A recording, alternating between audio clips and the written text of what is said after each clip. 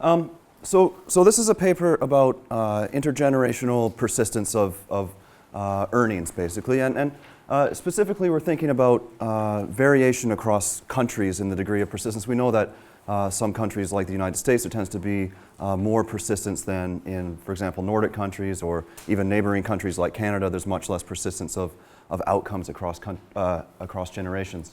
So the usual way that you want to start thinking about intergenerational mobility is that there's some transmission of capabilities or worker characteristics across generations. So parents might transmit exogenous things like genetics to their kids. There might be endogenous things like education attainment. All these kind of things are going to generate via the parents' decision making some distribution of worker characteristics of the children's generation. What we're going to do is add a little bit of something to the story, which is to say that the earnings data that we observe is a product not just of those worker characteristics that are being transmitted, but also of the distribution of job characteristics that's out there in the economy. Across places there might be a different distribution of job offers because there's different industries that are prevalent in different places, and the way that distribution of job characteristics combines with the distribution of worker characteristics well, first of all, it creates the wage data that we observe and we put into the intergenerational regressions that we usually run. And we're going to show you that it's possible that this can affect also the degree of persistence across generations. So the hypothesis that we really are exploring here is to what extent can differences in spillovers across workers in the production function affect intergenerational persistence. So we're going to be thinking here about actually a particular kind of complementarity, which is sort of strategic complementarity in human capital investments is going to be what's driving things, and we're going to think that perhaps there's variation across countries in the degree to which there is that kind of complementarity arising from human capital spillovers, and that can generate endogenously in equilibrium differences in intergenerational persistence. So I'm going to do three things. First thing I'm going to do is present to you the simplest model I possibly can to illustrate how that mechanism works. And I think it comes out very, very clearly why greater skill complementarity or greater human capital spillover gives you less intergenerational persistence. Then I'm going to do a little bit of relatively simplistic work with data. We're going to try to construct a measure of skill complementarity that we can sort of observe across countries and see whether that's correlated with estimates of the intergenerational earnings elasticity. And then the third thing we're going to do is sort of recognize that that work with data is not really enough to understand whether this mechanism has any kind of power in terms of explaining the variation we see across countries. So we're going to develop a structural model to try to get at something a little bit more causal, but I'll come to that when we get there. So the simple model works like this. We're going to have, it's two periods. In the first period, the parents are alive and they're making all the decisions. I guess in theory, the kids are alive because they're going to be learning something, but they're not making any decisions. In the second period, the parents are going to be gone and the kids are going to be left. So the parents are going to be endowed with some human capital HP. So there's some initial endowed distribution of human capital for the parents. They're going to earn some earnings. That's W of HP. It's going to be a wage function more or less that's determined in equilibrium, and they're going to split that earnings between their own consumption and human capital that they're just going to purchase for the kid in this simple framework. They're going to be motivated to do so just by altruism, so they're going to have some factor beta that they put on their child's utility later on that's going to motivate them to invest in the kid. And then in the second period, because it's this simple model, the child just gets some earnings based on their human capital as well, and then they just consume it, and that's the end of it. Now, what's really crucial here is where these wage functions are going to come from. That's going to be what determines everything.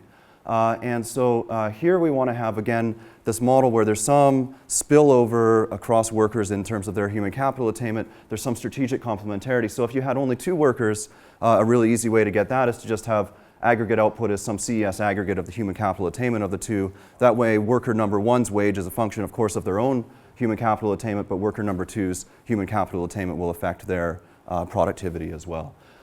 So if you go from just having two workers to having some continuum of workers, of course, then you can just write it where you're adding up over some set of workers I instead of adding up over some finite number. Now, this is kind of a different way of writing production functions than we usually do. Usually we want to add up across a bunch of aggregate inputs rather than writing as a sum over a bunch of individual workers, but we can just transform this into something where the variable of integration is the actual attainment level rather than the individual, by assuming that there's some, for example, if we assume that there's finite levels of human capital attainment, like years of education, and then we're just adding up over those different possible years of education instead of over the set of workers, and then we just have Q being the measure of individuals that have that skill attainment level.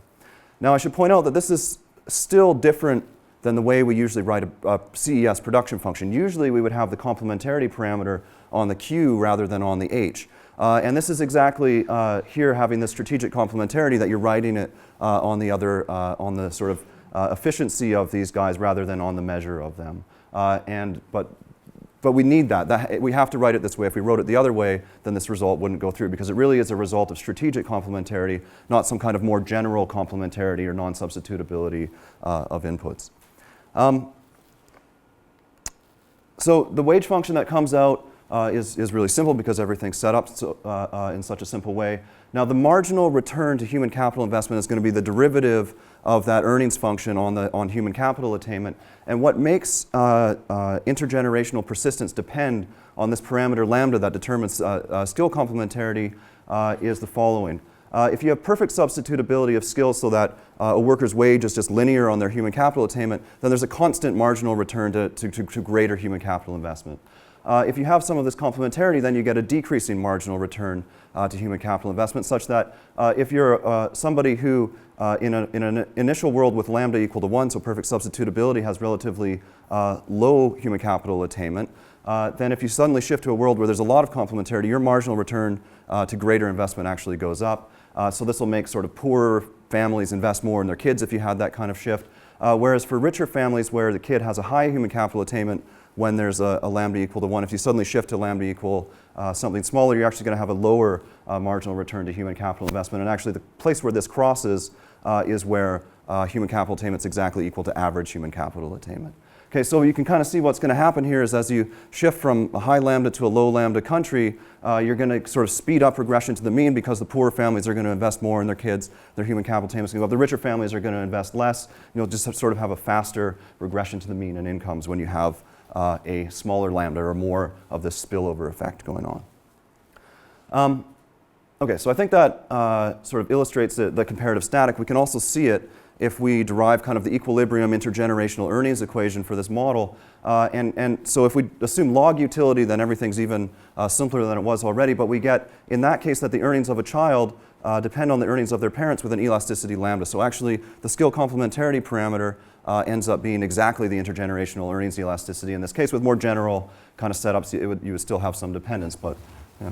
So if you think of this as like a production function, so why is it that it changes over countries? Wouldn't it be more natural to have like different sectors with different lambdas and perhaps? Yeah. So when I get into a more the sort of more sophisticated kind of empirically relevant model, I think you'll see that kind of stuff. This is just to illustrate kind of the comparative static. I'm not thinking that a country's all of a sudden going to change. I'm going to think about if you're comparing two countries, one with a half and one with lambda equal 1, that kind of thing. A related question. So is it so it doesn't matter a lot that you have like a representative firm here, or because here if you could split the production in like teams of 2, for example, you would have higher output. So what we're going to get in the full model is like a multi-sector kind of production function, and workers will sort themselves into different, so that'll all be going on. So the variance of incomes is monotone and lambda?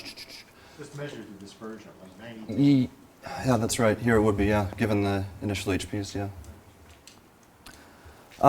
Okay, so there's something else that comes out of this really simple model. So this gives us kind of something we can think about in terms of a theory of variation in persistence, but this also gives us a way to think about the covariance between intergenerational persistence and the progressiveness of public policy that we observe in data. So it seems like if parents could give money to their kids rather than just human capital, this would all go away, wouldn't it? That you would just invest the efficient amount to maximize present value, your earnings, whatever that. Yeah, so again, in the full model, we'll let parents make that kind of choice of, do I want to give the kid money, or this is just bare bones to illustrate the mechanism so far. So I think those kind of questions, let's wait till we see the full model for that. And the full model has migration across regions. Yeah.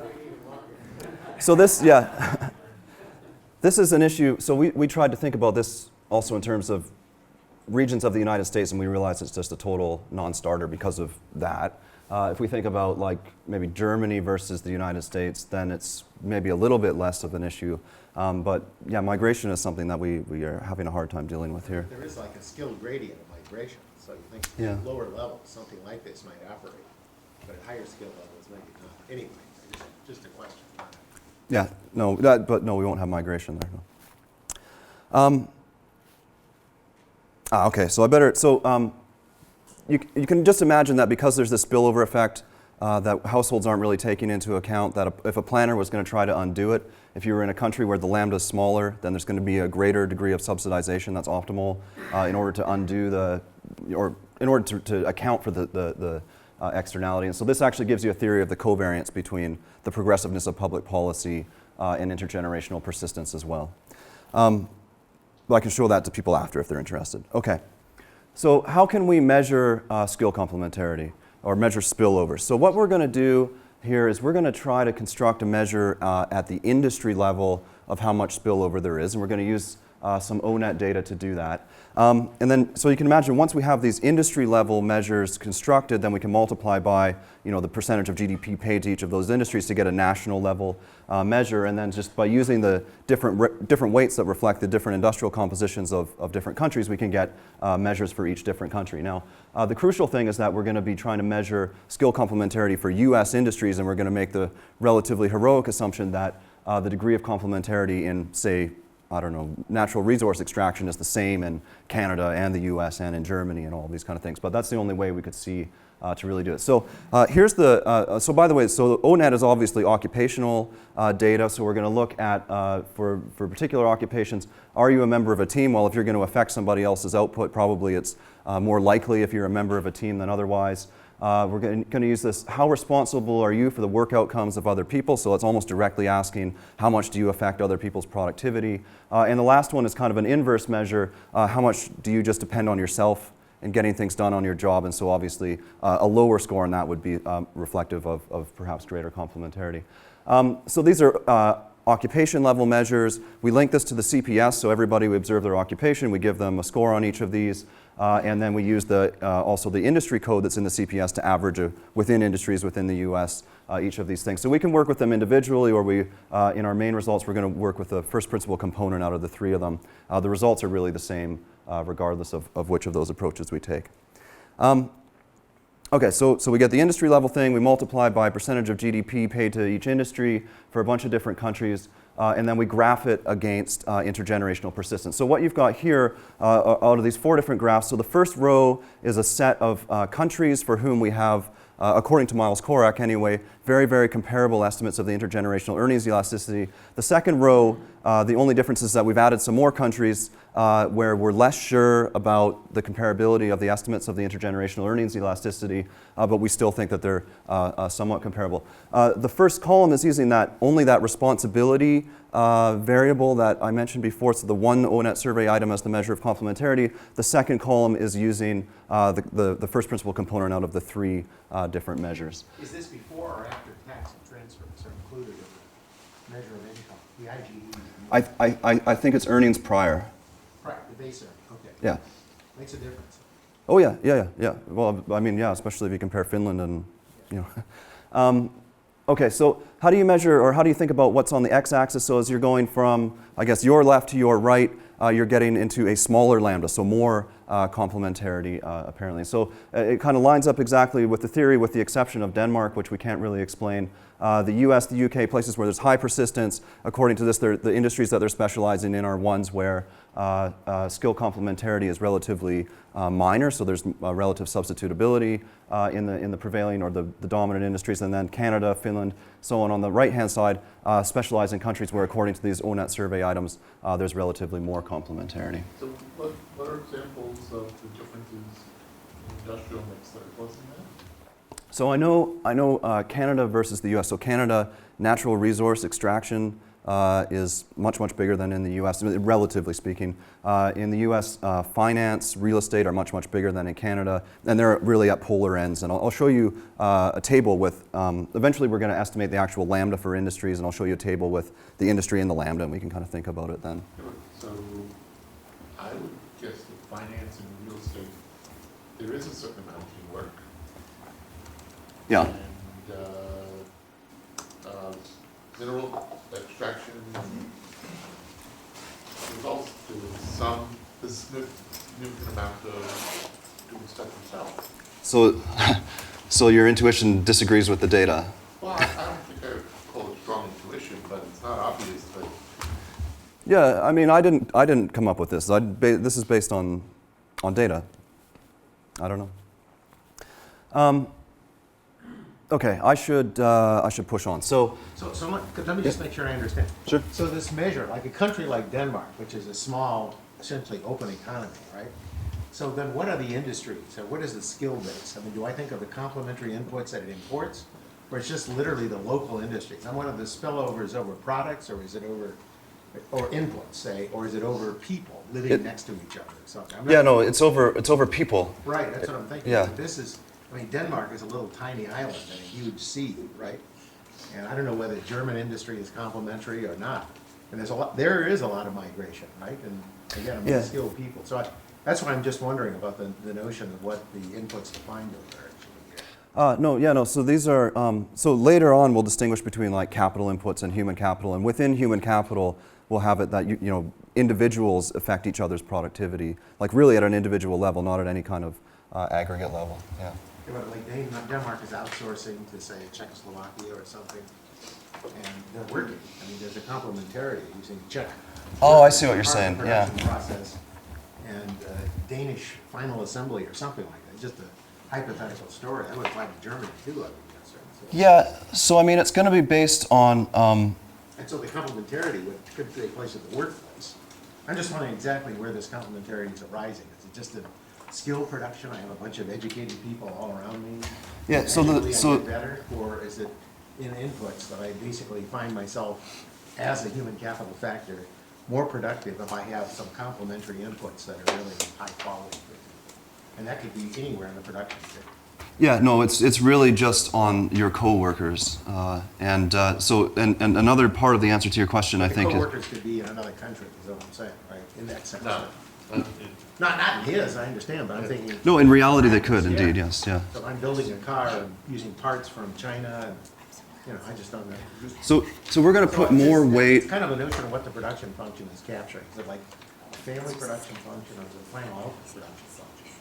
No, so eventually it's going to be like a sectoral production, and then all that gets combined into a final good. The weights we're going to put on things are based on the percentage of labor income paid to the people working in your industry, which presumably, I mean, in the national accounts, if it's somebody in a different country, that's not going to show up. So it really is thinking about people like in your office who you're working with is the way that we conceptualize it anyway in the data. I don't know. But, okay, so let me show you the full model here. So we want to go beyond just that kind of two-period thing. We're going to have a whole overlapping generation structure for households. We're going to try to include some of those like exogenous sources of intergenerational persistence through like genetics or other heritable traits. And we'll also have, of course, the endogenous part, which is parents investing in their kids' human capital. And the production function is going to be quite a bit more complicated now. We're going to have this sort of multi-sector, multi-industry production function we're going to allow. There's going to be quite an important result on worker-industry matching, where we'll indeed have high-skilled workers trying to group together and stay away from the low-skilled workers so that they can avoid kind of the downfalls of these complementarities and so on. Now, let me just talk about the households, which is relatively a simple part of this. So, as has already been alluded to, we want to have both assets and human capital potentially being transmitted across generations. One of the bigger reasons, actually, that we want to have assets is that there's also this heritable trait theta, which affects the person's learning ability. So the child's human capital is going to be a product of this production function, where theta is like the innate ability of the child and it's going to affect their ability to learn. And then there's going to be m, which is some resources spent by the parent on the kid's human capital, and S is going to be resources invested actually by the state. So you could think of S as like the public school system. And some elasticity psi that reflects this. Now, if the child is unlucky and has a very low draw of theta prime, then exactly the parent wants to give them money instead of investing in their human capital, so that's allowed for here. Z is, or Z, since I'm in Chicago, is going to be like a labor supply shock, and so one period here is actually a lifetime. So we want to have some kind of idiosyncratic risk that generates some a randomness. But so Z really here is best interpreted, I think, as a labor supply shock, because the way it enters is you have somebody has their earnings and it's multiplied by Z. So it's sort of, if you get unlucky and you get a disability, you only work half your life, is kind of the interpretation. We're going to have the average marginal tax rate for each country as it's observed in data. We're going to have some transfers to make sure that kind of the overall progressiveness of public policy in the country is right. And in fact, these S's are we can observe kind of the percentage of GDP that's spent by a government in each country on education. So we can get the S at a country-specific level to be correct as well. Okay, so that's the households. So now the production side. So here we're going to have a bunch of sectors, and really we mean industries when we say sectors. So the output of an industry is YN, and there's going to be industry-specific physical capital and industry-specific human capital, and the human capital is going to be produced by one of these CES aggregates, exactly like I had in the simple model, except now we're adding that lifetime labor supply shock. There's a different lambda for each industry, and we're going to have, a big part of this is going to be telling you how we calibrate that. But anyway, at the industry level, we have exactly these spillovers, so that if I'm working in education, I really benefit from working with other high-skilled people in education, and if I work with other low-skilled people, they're going to bring down my productivity, exactly the interpretation. Now, all of these little y's get combined into output of a final good, capital Y, in this Cobb-Douglas way, where these gamma n's in equilibrium are going to be the share of GDP paid to each industry. That's going to let us do the kind of counterfactual that we want to do, where we switch from the gammas or the output shares in the US to the output shares for Germany or something like that, and then solve for the new equilibrium of the model and see how intergenerational persistence has been affected. Because presumably when we change the gammas, we're shifting weight from industries where there's more or less complementarity to other industries where the complementarity might be different. And so overall complementarity would kind of change as a result. Now, obviously, here we're going to have a lot of heterogeneity in human capital attainment, and we also have heterogeneity in not firms, but industries, and so there's kind of a non-trivial matching problem that goes on here. So we want to figure out how is it that workers sort themselves into different firms, and the firms, of course, vary by the lambda. So we're going to make an assumption that I already mentioned earlier that's going to make this tractable. We're going to assume that, again, the set of skill attainment levels is finite in number and discrete. So H is, again, going to be something that we can interpret as like years of education, and then we can transform these LNs into something that are integrals over the set H instead of over the set of workers. And then so now we can conceptualize this problem of as being the result of the decision made by a representative firm who's operating the whole big technology that's producing capital Y. Okay, so then we're thinking about a representative firm that's going to choose these measures, QNH, the fraction with attainment H, working in industry N, who, in order to maximize profit, taking the wage functions as given. So of course, if we do it that way, we're going to end up with these kind of complementary slackness conditions that define optimality. So if you have a positive measure of workers with a particular human capital attainment in an industry, then the wage paid to them has to be equal to the marginal product. So you're hiring them up to the point where their marginal product equals their wage. There is one small detail here, which is that these Ln functions, if the lambdas between 0 and 1 are actually, there's increasing returns to scale, but because we also have the gammas that I have here, in fact, you could put sort of 1 minus alpha times gamma divided by lambda, and that's always going to ensure that there's decreasing returns to scale in any particular measure of workers, so that this actually has a solution. It's actually a concave problem. Okay, so in cases where there is a positive measure of workers in the industry, the wages will end up being like this. So here is the sorting result. Okay, so. Do we think of this as a model of the world or of countries? Pardon? Do we think of this as a No, this is a model of a country. Of a country. And are they trading? Pardon? Are they trading with other countries? Yeah, they could be. So we don't force a resource constraint. So they could be selling some of this or the the return. So it's an open economy certainly. And The little Ys, can they trade to get some of those? no, the little Ys have to go into the production of the big Y for this specific country. Yeah. So that means that if you're not producing anything in a particular industry in your country, there's no output. Yes, but the level of aggregation here is not super fine, right? We're not thinking about like producing rivets or something. It's like taking output and I think 27 categories or something like that. So it's not a hugely disaggregated thing. So everybody has some positive output in every industry here in the data. Yeah. So one of them is cars, maybe, or automobiles? No, I think that goes into a broader manufacturing category actually. That's the Danish example there. Not many cars made in Denmark. But, No. I mean, why do you need this for everybody in the economy? Why couldn't you do it with the subsector where you have this kind of spillover and embed it in the economy where the rest of the inputs, say, purchased or traded, like he's saying, without it? I mean, I don't know I haven't worked through the details, but it seems like you could do that, right? Yeah, no, I think so. I think as long as there's this complementarity on some level there, yeah, I think. Yeah, I think it's a little bit of a path dependence thing that we're good at solving this kind of model, and so we can study without learning too much new stuff the equilibrium of this. And I suppose it never occurred to us to do it the other way. So maybe that's something to consider, though. So the third question is relevant because there's a question whether the specialization by sector of these countries is driven itself by the human capital that they have. Yeah. So yeah, I mean, I think the right way to think about it is that these things probably kind of co-evolve in some sort of long run. And the trade literature actually makes the opposite claim, right? The trade literature says that you're endowed with some dispersion of skills and then you specialize your industry to it. So it's exactly the opposite claim. Probably both things go on. We're just, in order to have some tractability, we have to force it to go one way, yeah. Okay, let me get this sorting result down. So if you have two workers, I and J, and worker I is higher skilled than worker J, and you observe them working in different industries, then it's going to have to be the case that the high skill guy is working in the industry where skills are more substitutable. So where lambda 1 is going to have to be bigger than lambda 2 if worker I is more skilled than worker J.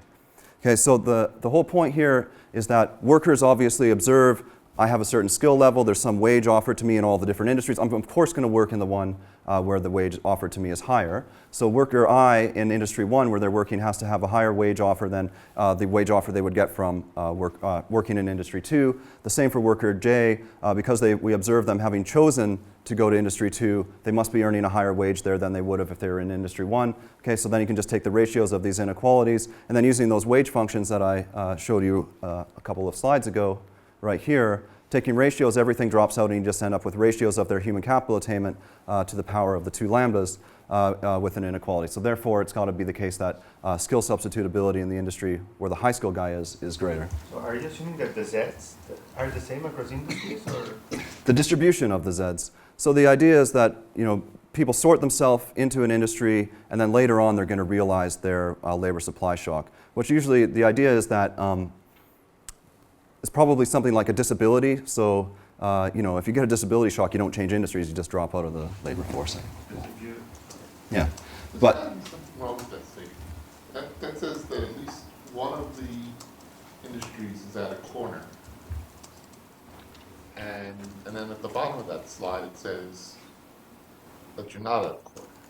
why does it say that it's on a corner? Because it says that as long as you have two workers where I has bigger H than J,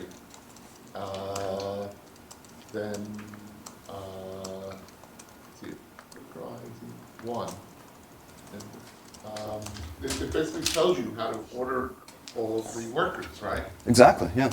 So why would you ever have some very good workers in the bad industry. You wouldn't. That's the result. Okay, so that leads to a corner. In some sense, I mean, there's going to be a positive measure of workers in every industry. Well, then that statement can't be true.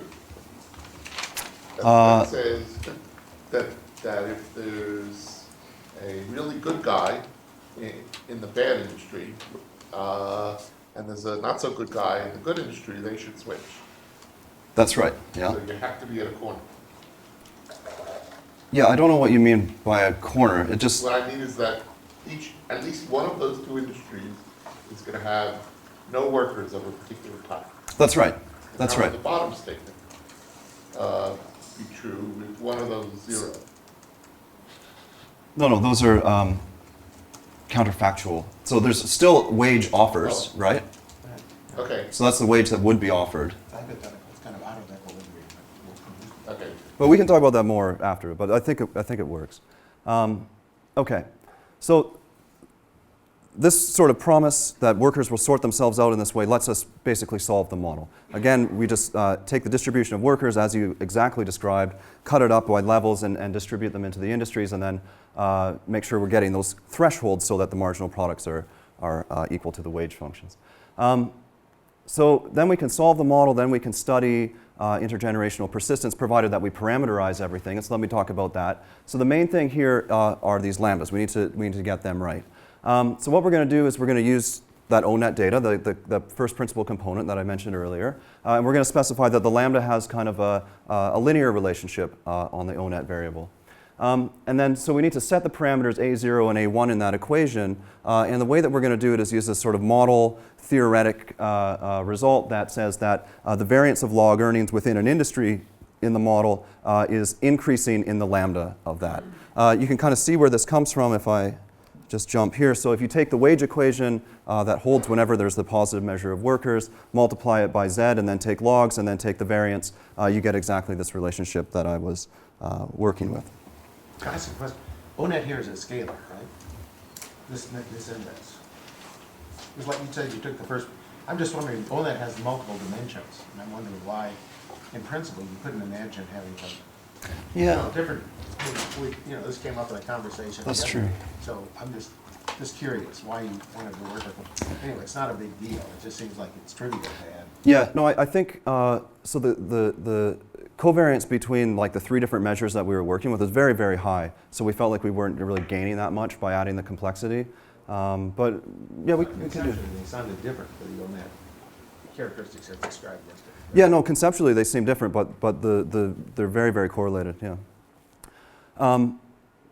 Okay, so if I increase A0, then the lambda for every industry goes up, so the variance of log earnings in every industry goes up, and the aggregate variance of log earnings goes up. So we can set A0 precisely so that we get the right aggregate variance of log earnings in the economy.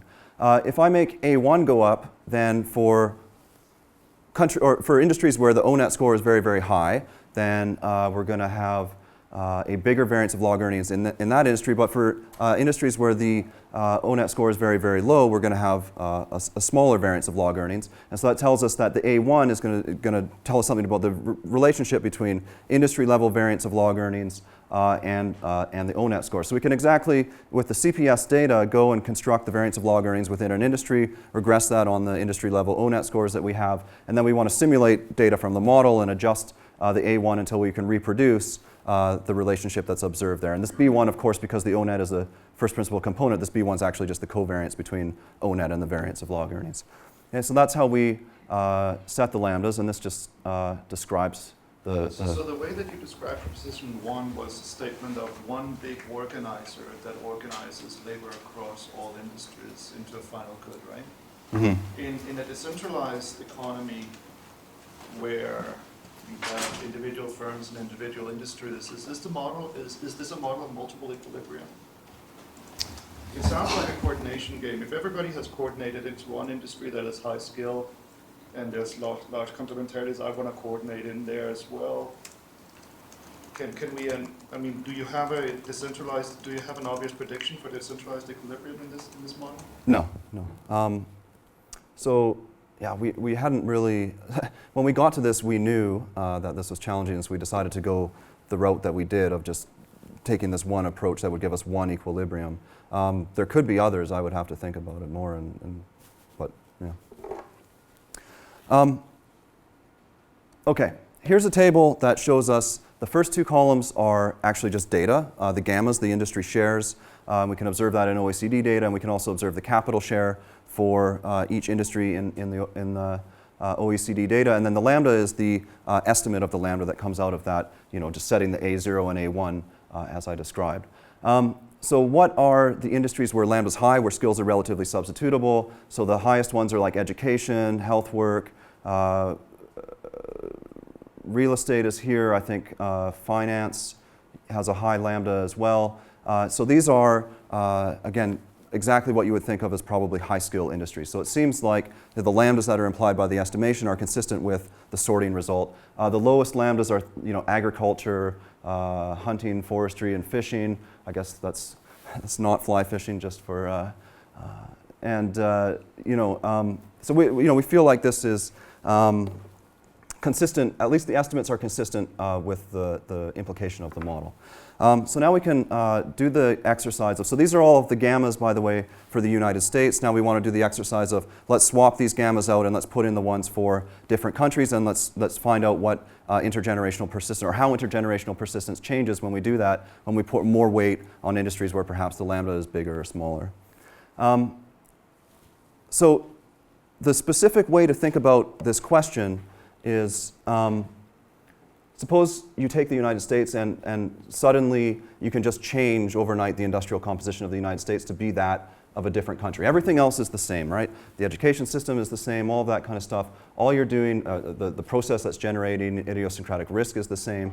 All you're doing is changing which industries are prevailing. How would that affect intergenerational persistence? And this is a table that describes it. So in the first column of this table, you've got estimates of the intergenerational earnings elasticity, which is, of course, the bigger number means more persistence across generations. And these are the ones that Miles Korak, again, has tabulated and has said that are relatively comparable. And so this is an extended sample of ones where he's less sure, but he still thinks they're relatively comparable. So the second column tells you basically what's the difference between the top number, which is the persistence in the US, compared to the actual number in the table. So for example, the 0.28 is just telling us that the persistence number is 28 points lower in Canada than in the US. The third column tells us how persistence changes in the model when we exactly do that experiment of putting the gammas for, say, Canada. Okay, so of course the model's calibrated by setting the persistence of that theta that I talked about earlier to get 0.47. So what this is telling us is that when we put Canada's industrial composition into the model, the IGE falls from 0.47 to 0.4. Okay, so we get about 1/4 of the difference between Canada and the US explained by this. The rest of it is clearly going to have to be explained by something else. The fourth column is an attempt to try to come up with an explanation for what all that other stuff is, and this is to plug in the public policies of other countries. So remember I said on the household slide we have the TAU, the average marginal tax rate for the country. We have the S, which is reflective of the share of GDP spent on public education in that country. So here we're doing an experiment, where we adjust the S and the TAU in order to get the same or mimic the public policies of these different countries. So for Canada and the United States, pretty much nothing happens because we have pretty much the same policies. But however, it does better. For example, where's Denmark here? So for Denmark, we only explain about 10% of it with our mechanism, but you get like double of it by plugging in, of course, the much, much more progressive policies of Denmark. Now we wanted to kind of think about the explanatory power of the model by constructing some sort of statistic like explained variation. So what we did is we took the standard deviation of these differences, put that in the denominator. We took the standard deviation of these differences and put that in the numerator. So it's something like a ratio of explained variation to total variation or something like that. And so here with our mechanism, we get about 17% of the variation explained. Actually, with changing the progressiveness of public policy, you can only get about 16% explained. And so it's actually as powerful as plugging in observed policy differences at explaining differences in intergenerational persistence. When we add these extra countries, actually both of these do better. And so in the last column, you only change taxes. You don't change the industry composition. No. What if you change both? Yeah, that's in the paper, and you know, they add up. There's some sort of reduction in the total, but they more or less add together. That table's in the paper, yeah. Have you tried to do this with education instead of earnings? I mean, there is a whole literature, and the patterns aren't the same across countries. I mean, education, if you think about education, you know, producing education, this could, I don't know how you want to think of what this production function really is, what the process arises. Yeah, we have done that, and in fact, I think, so earnings are so tightly linked to education. If we interpreted education as the H, which I think is natural, then earnings that are so tightly linked that the results are almost identical on education. I'm surprised, because like the IGE for a lot of countries on education, like Denmark and the US have basically the same IGE for education. Very different for earnings. So that's why, I mean, it just happens to be something like, I know. Yeah. Well, that sounds like perhaps a weakness, yeah. No, I'm just I'm curious. thinking about I mean, so you're saying you basically, when you did that, you basically got similar table? I'm just. Yes, absolutely, yeah, because I'm not saying, yeah. yeah, we would need some kind of some reason why earnings are different than education in order to Well, yeah. public policies towards both education and tax and transfer policies, which are different. If you did it on post-tax, but here, like, we're doing this on pre-tax earnings. That affects, for example. Oh, the incentives. Ah, yeah, okay, so if we had we don't have endogenous labor supply, but yeah, that could do it. Yeah, I see. Oh, that's interesting, okay.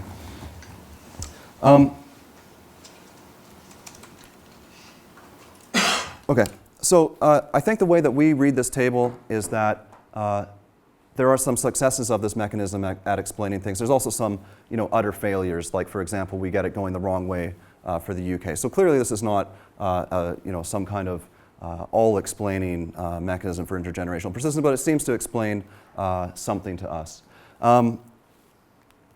So let me just conclude. So here we've developed a model where we have a theory of intergenerational persistence and why it varies across countries, which I think in and of itself is somewhat novel. It has this implication that if we vary the size of industries, as I've described, and get different, overall skill complementarity, we should get different intergenerational persistence. Obviously, they're very, very correlated, as I showed you on those pictures. The degree to which those pictures are causal is much less, at least if you base that upon our structural model. But it does overall seem to explain perhaps as much as 20%, somewhere between 15 and 20% of international variation in intergenerational persistence. Okay, thank you very much. Yeah, I enjoyed it. Where are you guys? Where are the authors? Oh, here. Okay, I enjoyed a lot reading your papers. It was very nice. I thought it was very, very creative. And it was nice how you thought about trying to explain the level of intergenerational mobility with the structure of the technology in different economies.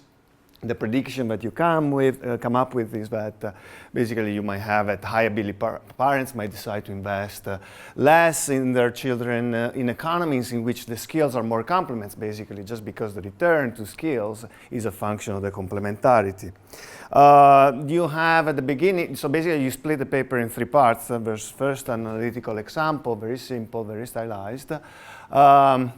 Then you have some empirical, you test some empirical prediction in the second part of the paper, and then you go to the more complete structural model to kind of wrap up everything together with a more realistic approach. And I thought that already the analytical example was very, gave a lot of intuition.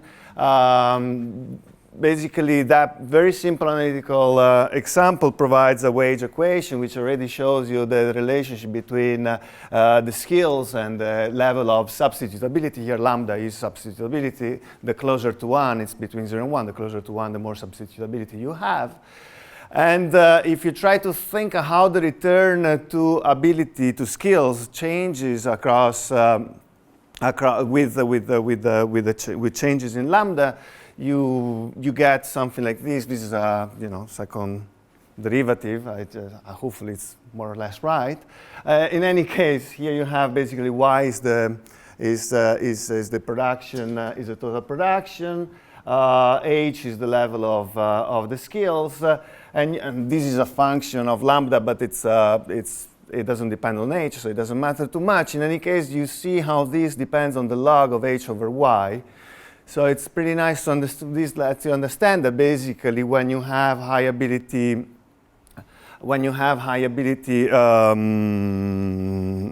individuals, their return to having an additional unit of skills is a positive function of lambda. So the higher the lambda, the higher the level of ability. And that's kind of what the figure that Brent showed in the sense that the higher the lambda, the more the high ability, the larger the return to ability for the high ability individuals. And the opposite is also true. That's kind of the key point here. This substitutability acts basically contracts or spreads the returns to ability. So the higher is the lambda, the spread, the larger the spread in the returns to ability, and therefore that has some implication, clear implication for the level of inequality that will be produced in this economy, and also for the level of intergenerational mobility that this model produces. And then nicely they derive in this very simple example, they derive an equation which, if you take it in logs, it shows very well that the level of intergenerational mobility is indeed a function of the level of substitutability, one-to-one in the particular example with log utility. One extra prediction of this model, which is also very intuitive, is that the level of substitutability is related to the social desire for public intervention. So the higher the level of complementarities, the higher the level of public investment, basically. That's what the model predicts.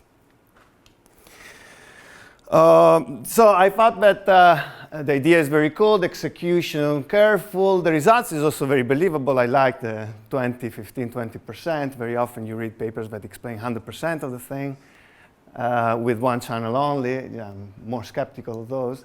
But in any case, so here I'm going to give a few comments on the different parts of the papers. I'm going to discuss a little bit about the identification of the heterogeneity in technologies, which is crucial for this paper. I'm going to talk a little bit about the testable implication of the model and just add something on the modeling choices, very little on that.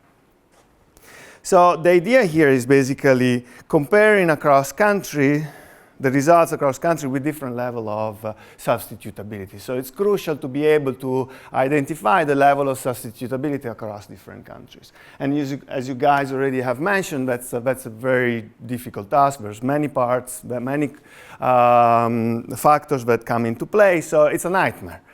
So of course they had to cut some corners, but I thought they did it in a very smart way. So they basically assume, of course, that well, no, of course, but they basically assume that condition on industry, every single country is identical, and all the action is coming through the different industry composition across different countries. That the interesting aspect of this assumption is that they can basically derive all the estimates for their substitutability only by looking at US data, for which we have very nice data, and you don't have to worry about getting detailed data for 20 or 15 or how many, 9 actually is the core, for 9 different countries. And that I thought was the big merit of their assumption.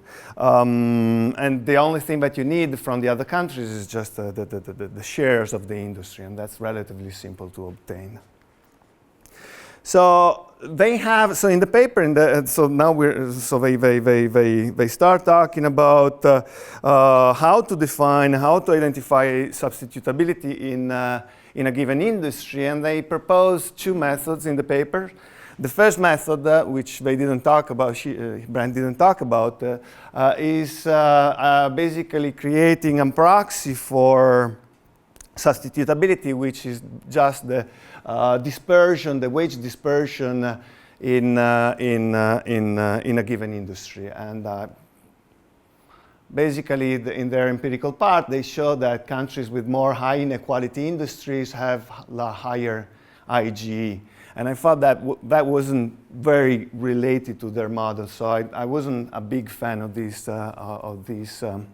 way of identifying substitutability. The second method, that's the one that they talked about, instead looks at some ONET measures that are linked to substitutability, teamwork, independence, and responsibility, and I thought this was a way more convincing approach. And indeed, that's the baseline for afterwards, the one that they use in the structural model and the one that we discussed more clearly. So I kind of thought it was strange that you start with the one you don't, because also you guys, I believe, you don't like as much the first one, and then you go to the second. So I would have done the opposite. Start with a good one and say, 5 minutes already. Okay, I'm going to speed up. Yeah, in any case, another way to do it is, if you, this is a lot of work, so I'm not really suggesting that you do it for this paper, but could be interesting. You could use, you can just, instead of having the, at least for these measure of substitutability, you could just look at high school versus college, take Card's instrument 2001, and try to derive an inverse estimate the inverse of the relative demand function. That's widely done in the literature, and that will basically give you the elasticity substitution. And I think that could be a different way to get something out of. No, it works. That's a strange thing. No, I thought so. Basically, I mean, the idea there is basically that immigrants tend to go where they're. 10 years ago, some of their people from the same country tend to go again. I mean, it's yes. I understand. It's a question mark, but the nice thing at the very least is that the prediction that he has is kind of consistent with the prior. So I don't know whether that makes a strong argument for this instrument. But at the very least, what it does, it gives you a way of estimating elasticity of substitution, which is related to the quantities. And here you have a difference in the prices, and you basically look at what happens when there's a more quantity of one skill group versus the other. It kind of links more the dispersion that they use in the first method to some labor supply measures. But no, yes, of course, yeah. One more thing. They have plenty of testable in predictions that they don't really use in their model. It would be nice if they did a little bit more of that to validate the model. For example, the variance of in education is higher in economies with more substitutability. It would be nice if they tested that. Variance in parental transfer is lower in economies with more substitutability. I don't know whether it's going to be simple for them to do that because of the data availability, so maybe that's not possible, but also that is a prediction of the model. More skilled workers work in more substitutable, with a higher level of substitutable industries, and it would be nice if, I know you looked at the table, but it would be nice to have some tests of that. The relationship between substitutability and education spending, that would be also nice if we could check that. And the last thing I want to say is that Brent talked a little bit about that in the presentation. It was useful, but basically they have a certain type of production function which is different from the type that we're normally, or at least I'm normally used to. And I would like to understand better from the paper what are the pros and cons of using this different approach, what are the implications. And related to these, one thing that that type of approach buys them is that the shares of the industry are constant and exogenous, basically. So that's just coming from the data. And there's a question mark whether maybe there's other reasons for why the shares are such. And you might think that maybe countries with a higher level of intergenerational elasticity of earnings, they might have a greater demand for industry with higher substitutability.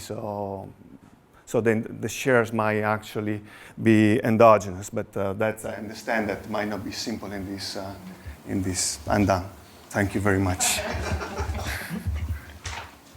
So, well, first of all, let me thank Ronnie, and I should say that this is about the third iteration of back and forth with him. He's been really great for helping us develop this. let me answer two things. So the first one is the list of testable implications. He had already told us about the ones he'd like to see, and we started thinking about doing that. He's absolutely right that we should see whether other predictions are borne out in the data.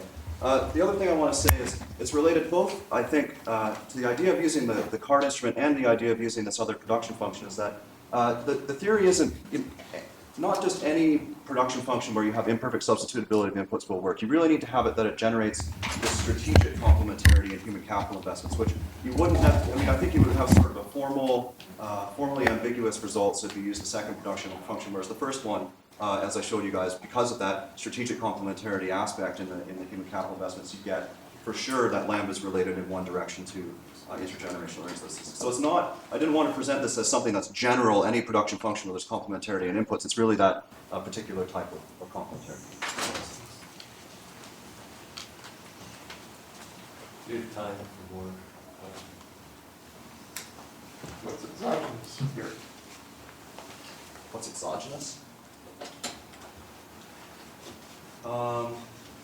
Well, what we treat as exogenous are things like the percentage of GDP paid to an industry, the ONET So the score. industrial mix. Pardon? Industrial mix. Yes. So is it, why do you think that's exogenous? Wouldn't there be some change if there were other exogenous forces that were affecting distribution of education? Yeah, so I mean, it's a bit like the question that was asked about, you know, couldn't there just be a causality going the other way? Yeah. And I think like the right way to think about it is that it goes both ways, and it's sort of a long run, slowly developing process where these things co-evolve. Okay, so that implies it's not exogenous. Yeah, that's right. That's why I sort of said tongue in cheek. Industry share is exogenous. Yeah, I mean that's the assumption, and that's what we have to do to get some results out of this. You know, not every assumption that's ever made is perfect, obviously. Yeah, I don't know. We recognize that it's again, yeah, we recognize this probably goes both ways, but it's worth doing the exercise of just assuming that it goes one way for now and see, you know, what we get out of it. I mean, perhaps we could have done this exercise and found that, you know, the effect of changing the gammas is nothing. There's no change at all, and then we would say, well, it's not worth pursuing this, right? So yeah, I mean, it's a process, but.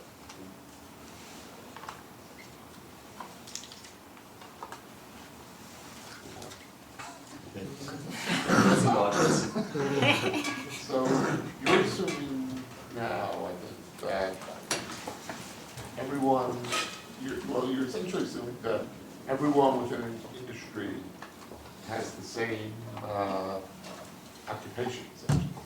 And so what happens if, what would you need to do to relax that assumption? Yeah. So when we started doing this, we wanted to have it that, you know, within each industry, you've got some requirement for a certain number of people at different occupations.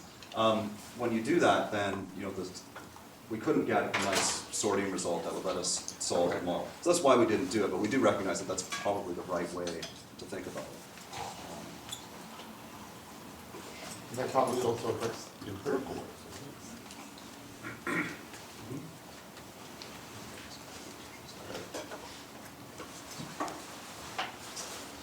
Yeah, I mean, so just like, of course, there's low-skilled people who work in finance. Of course there are, right? Right. And the model doesn't have that. We don't know how important that is for the result. I'm going to ask the same question I asked before, because you said there's an answer coming in. Maybe it was there, but I didn't see it.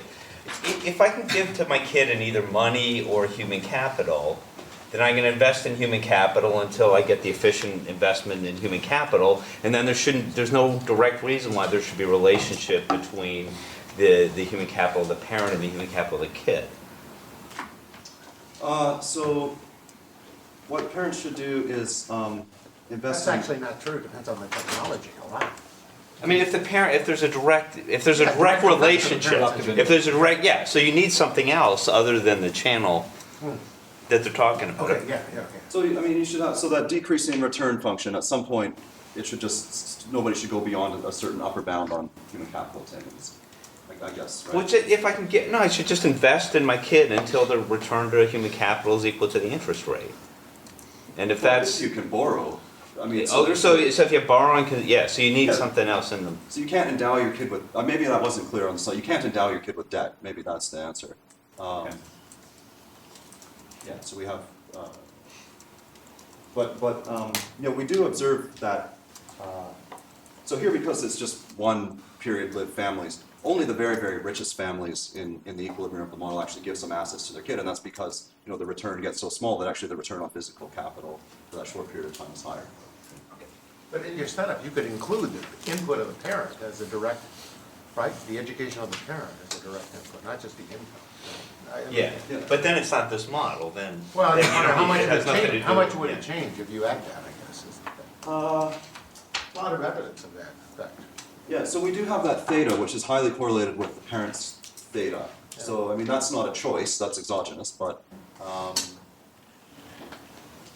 yeah, I guess it depends how you write it. If the parent's human capital makes investments in the kid's human capital more productive, then you should actually get more correlation. Yeah. Yeah.